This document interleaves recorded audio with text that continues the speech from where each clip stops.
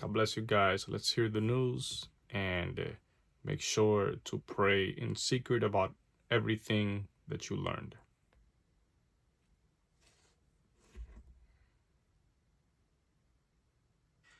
President Trump says not in America's backyard. The Wall Street Journal reporting that the president and his team are working behind the scenes to topple Cuba's communist regime by the end of the year. Sources say the administration is actively searching for Cuban government insiders willing to help cut a deal. The White House believes the moment is now. Cuba's economy is nearing collapse. You got food and fuel shortages, rolling blackouts, a government that appears as fragile as ever. This after the U.S. arrested their biggest ally, Venezuelan dictator Nicolas Maduro.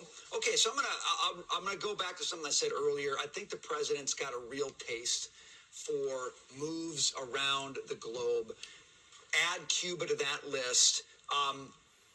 Could be a very good thing for the world, Gary, but it is a big question mark in terms of how that plays out, how much of the president's attention it requires, and what does it mean for the American military, for example?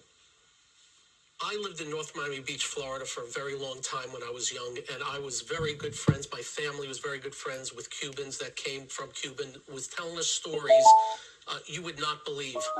And I cannot believe it's 2026 and just 90 miles south of Key West, they're still in the position they are, that they were 10, 20, 30, 40 years ago. And it nauseates the hell out of me that you have some politicians on a certain side that have glamorized Cuba and the Castros and their health care while destroying the citizens there and destroying all hope. And it's still that way to this date. I have been waiting for somebody to do something. It's so close to do. It's a small island. Other islands have thrived with great, by the way, from what I hear, I haven't been there, great beaches and all, all these other places have thrived in the Bahamas and farther down there. It is about time something gets done for the people of Cuba. I cannot believe we're still in that same place throughout these years. I don't understand why and I'm not an interventionist, but I don't understand why 90 miles south something has not been done. So let me jump on that, Jackie. Gary makes a great point. It's on one hand, you say, how do these guys survive so long? On the other hand, they have. Okay, so when you say, how could that happen? I think to Gary's point about intervention is you probably got to do something real big if you want to dislodge the communists from Cuba. That, even if it's a great thing to do, doing a big thing is a big thing. And that is why they have survived so long, because nobody else has been willing to step up to the plate and take the risk in order to do it. In your intro, Brian, as you were discussing the economic issues and the crisis that the people in Cuba are facing, and in your analysis of how long they have been living under a repressive regime, you could interchange the words Cuba and Iran to a certain extent, and both situations are very, very similar. In one case, you're dealing with communism. In the other case, you're dealing with militant religious oppression. But these are two situations that I think the president is closely watching right now after he took care of Venezuela, after he went to Davos and handled his Greenland situation, created his board of peace. These are the next two things on the agenda. And yes, unfortunately, in both situations, you've got to do something very, very big. But he's demonstrated that we have the military force and the smart defensive strategies to be able to do that. The question is when he will do it, how he will do it. But this is going to be part of his legacy. Yeah. Even if you can't see what the benefits of it are specifically today, you're going to read about this president in history and see that he changed the global stage with respect to how things are done, how countries interact with each other, what kind of power structures we have. And that is going to have hundreds of years of lasting impact. So, Dagan, history books are written a long time after midterm elections happen. Charles said yesterday, sometimes you need somebody who's willing to do the unpopular thing in the short term, even if there's a political hit, because it's the right thing to do. Is this an example of the right thing to do that may muddle the picture in 2026, but history will look back if he's successful and say, good on you for doing it in a midterm election year. I know a lot of people who are also descendants of, or who fled, actual adults who fled Cuba as children, or are the descendants or the children or grandchildren of Cubans. And so I understand the importance of the people who are still there being freed from communism. But, and I can understand where the administration, where their eyes are, where their heads are, in terms of Western Hemisphere. Yep. It's doable.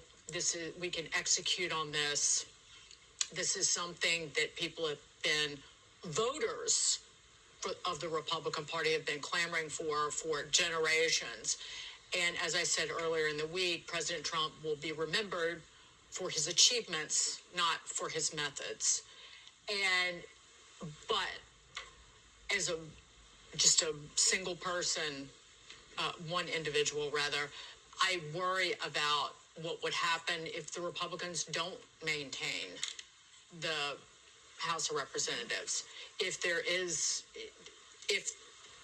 isn't just a singular focus on what is happening here in this country in terms of affordability, if clearly it's been foreign policy, and maybe the focus is on foreign policy because that is easily fixable in the president's mind through tariffs, through his bully pulpit.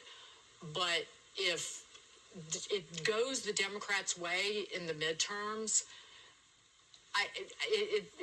if you think there's an affordability crisis now, look out. Yeah. And Taylor, I'll go right to you. I wonder, again, with gold and silver, and you talk about what's driving those prices, part of it could be, I posited earlier, maybe it's just the president's very active on the world stage, and that creates a lot of uncertainty. But I would argue it may not even be about America's moves, but if the U.S. goes into Cuba and says no more, I wonder if traders say, gee, how long before China goes into Taiwan and says no more? That, to me, is a gold and silver driving event. So there's a lot of activity on the global stage. I hear you. Reshuffling. Yeah, I think as long as Trump's in office, China can't make a move on Taiwan. I think after what they just pulled off in Venezuela, China's like, oh, crap. We're not touching Taiwan, right? After what we just did. Long term, that's certainly a risk. And that's why we've seen companies like TSMC say, we want to come and invest and build plants in America just to make sure that we are diversified. I'm sort of agreeing with Dagan, I think, on this, that is Cuba going to kind of take care of itself by cutting off Venezuela's oil to Cuba? Is that not already hurting them enough? Allow those people there to rise up and revolt like we're seeing in Iran, that we don't have to do much more than that? Is that already not enough economic pressure? Just food for thought. Yeah, and then the question is, what's enough, right? Is a sort of decapitated Cuba, but impoverished what you want in your hemisphere? Do you need more than that? Again, it goes back to what I said early last hour. Every voter is going to ask, what's in it for me? Right. Like, what am I getting out of that? Because it's been a lot. And for people who voted for President Trump, voted for getting out of the meddlesome business, this is a lot of hands and a lot of pies.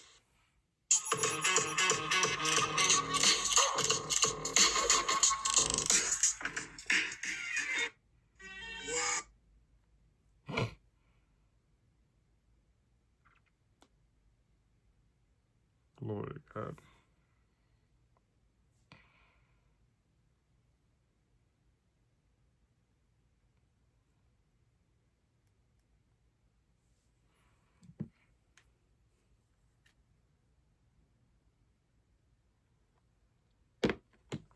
Okay.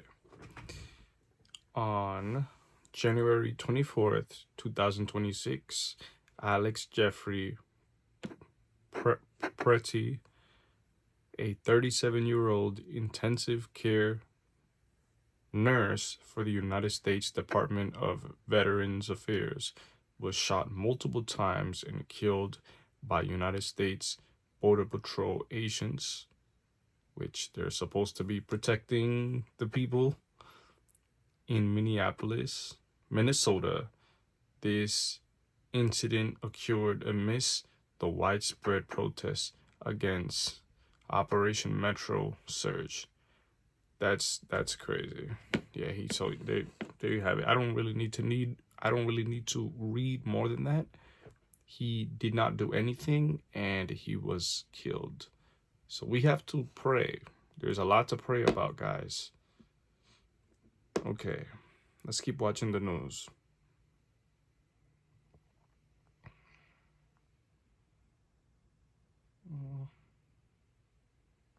Melania, the film showing the First Lady like you have never seen her before in the days leading up to President Trump's second inauguration. Here we go again.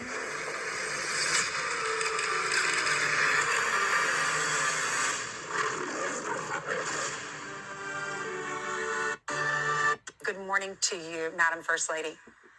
Good morning. Good morning. I'm excited about the movie. I hope to go see it this weekend. But first, let's talk about some of the news that's happening around our country. And let's start with what's happening in Minnesota. There are these protests, there are these shootings. The world is divided. There's pressure on both sides. You have talked a lot about coming together and being respectful. And your husband yesterday had a way to maybe bring some calmness to that area, contacting the governor, contacting the mayor, hopefully working together. What is your message for America about unifying both sides? We need to unify. I'm calling for unity. I know my husband, the president, had a great call yesterday with the governor and the mayor, and they're working together to make it peaceful and without riots. I'm against the violence, so if we protest in peace. And we need to unify in these times. This past weekend, we saw this monster storm just pummel so many states across our country. 34 people, as of this morning, have died. 500,000 are still without power. 28,000 flights have been canceled. That's the most since COVID. And we watched you when you went to the flood zones in North Carolina, when you visited those precious girls at Camp Mystic down in Texas. You went to the fires, the Palisade fires in California, Las Vegas for the shootings during the first term. I know you went to Puerto Rico during the floods in the first time. So what is your message to Americans who are suffering right now? I feel deep compassion for the people who are impacted by this storm. I know that federal government is working hard to provide assistance to all who need it. And as Americans, we need to help each other and come together in these difficult times. You have decided. Go ahead, sorry. I send them my strength and love and thinking of them. And I know that they will be okay. And here we are. The government is here helping. So I hope the weather will get better soon. Well, you have decided to pull back the curtain on what's happening in the administration. You take us behind the scenes. You show us so much, apparently, in this new movie that's coming out on Friday. The movie is called A New Film, Melania, and it's in theaters everywhere. We have all seen the trailer. You released that right here on Fox and Friends First recently. What can we expect, and why was this important to you? Because you're a very proud in the beginning of January. The team, the award-winning team, so that was a plus. There's the famous hat that you wore inauguration day, the second term. You're on Air Force One, the Biden send-off. So how were the Bidens to the Trumps on that day? They were very nice and very beautiful relationship that day. So it was a very special day that we spent it together driving to the Capitol. And it was very cordial relationship. There's another scene where the president is preparing a speech. I'm not sure which speech that was. Maybe you can tell us. You jump in and you add different language. You say, maybe you should say it this way. How involved? I am here to support him. I think it's very important.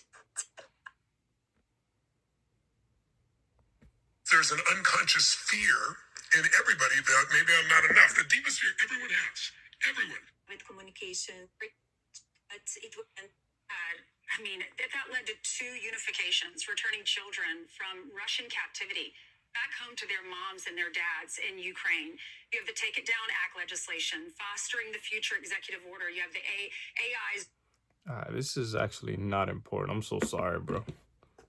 I'm so sorry, you guys, for this. This is not important.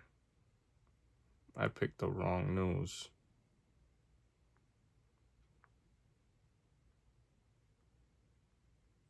Glory to God. Okay. We checked the ratings, but even if you had lousy ratings, I would do your show. You are terrific. You've been a terrific guy. I anticipate they should do very well today with this type of guest today here on the Will Kane Show. Welcome back to the campaign trail. Welcome back to Iowa. How does it feel? Well, I love Iowa. We've won it 3 times Should be conclusively. more There wasn't important. like any late night voting or anything. We just won it right at the beginning. The doors Again, I'm closed, and so they said, sorry. "Take one." And I love the people. You know, I just get along with the I was people. watching the other room. You look back in your element. You're back with the people. What do you like better? Do you like this, standing on the stage at a rally, or do you like making a deal, maybe for Greenland? I think I like maybe the rallies better. Deals are fun, but we're making a lot of good deals. We've made record-setting deals. We have $18 trillion coming into the country. That's why they're building auto plants, AI. They're building everything. With thousands of businesses are being built all over the country, and you're going to have a beautiful, very positive explosion sometime during the year when these things start opening up. But there's never been no country has done what we've done. That explosion, that anticipated economic explosion, that's going to be important because you also need to do something that someone has done very rarely. You acknowledged this a couple of days ago with Maria Bartiromo, and that is for the president in power to win the midterms. I think it's been only twice since 1938 that the sitting president, the president in power, has won the midterms. Are you concerned? Well, nobody can explain why. You know, even when we've had an amazing year, there's been a record-setting year in every way, and nobody can explain. Even presidents, whether it's Republican or Democrat, when they win, it doesn't make any difference. They seem to lose the midterm. So that's the only thing I worry about. I said, why? There's some psychological factor out there. What do you think that but is? I think it's like 2 in more than 50 years. Well, I don't know. Maybe they want to put up a guard fence. Maybe you just don't know. It doesn't make sense. Even if a president did well, they seem to lose the midterms. But hopefully we're going to change that around. We're doing great. We have the best polling numbers we've ever had. We have the best numbers in the country, lowest crime numbers in the history of our country. You know, Minnesota's in the news a lot, but what they don't say is that Minnesota has low numbers because of the fact that we took thousands of hardened criminals out of Minnesota. So they had good crime numbers, believe it or not. And that's all working out. You know, we have Tom Homan there now. We put him in there. He's great. And they met with the governor, the mayor, everybody else. And we're going to de-escalate a little bit. But I will tell you, you look at the numbers, they're doing better than they've done in many years because we took thousands of criminals out of Minnesota. You look at Washington, D.C., it was a very dangerous place a year and a half ago. Now it's as safe as you can get. You can walk your family down the middle of the street. Nothing's going to happen. You know, we got rid of over 2,000 hardened criminals. Many of them let in through the open border policy of Sleepy Joe Biden. That was not a good policy. I want to come back to Minnesota in just one moment, but let's You go to roasting those him, bro. guardrails. I'd imagine you do not feel like you need guardrails in this moment. You talk about the investment. No, I don't need guardrails. I don't want guardrails. Guardrails would hurt us because, you know, we're free enterprise people. The people in this room, the people of Iowa, are free enterprise. That's why we won it so big 3 times in a row. I would have to imagine that guardrails would be an understatement. What would happen should you lose the House or the Senate? There's been talk of impeachment. You've been through this before. Yeah. You've been through it multiple times. I'm a professional. What will happen? What will happen if Democrats take They'll the House or the probably Senate? try and impeach me. They'll say he went to Iowa and he spoke unfairly to people and he's not supposed to do that. Let's impeach him, okay? And the people in Iowa would say, how did he get impeached? He just did an interview with Will, who has very good ratings, okay? But they just did an interview with Will. Now, they'll find something. There'll be something. I made the wrong turn at an exit, and let's impeach him. Now, they did that before. They impeached me at a perfect phone call. Good Lord. They impeached me twice. And by the way, I won the impeachments very easily and quickly. But they impeached her very... All right, bro. He's supposed to say that. he's supposed to say, oh no, there's not a lot of murders and stuff like that. But the reality is there's a lot of people dying. We must pray for the people more than ever before. God bless you guys. Stay in tune. More videos will come out. I know you can see that I'm kind of tired. I'm going straight to bed. God bless.